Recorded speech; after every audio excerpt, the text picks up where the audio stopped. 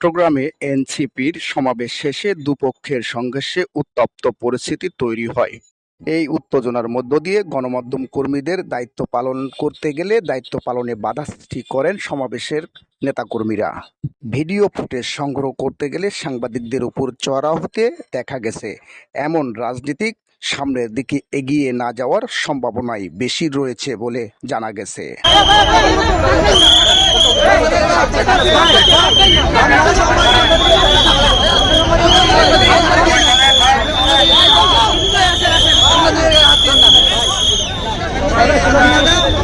গতকাল 20 জুলাই রবিবারে এই ঘটনাটি ঘটেছে বলে জানান। পেশাগত দায়িত্ব পালনে বাধা দেওয়ার কোনো রাজনৈতিক দলের কাজ না।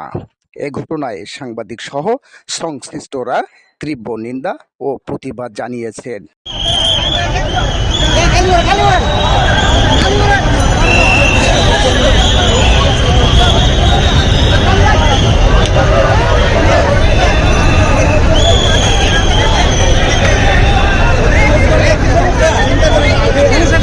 ভাইয়া, আপনি এবার আমাকে একটু বক্তব্য দেন যে আমরা কেন ভিডিওটা করবো না, আমাকে বলেন।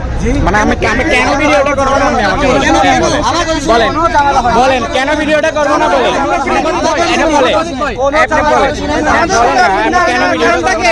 ডেস্ক নিউজ, খবর 24।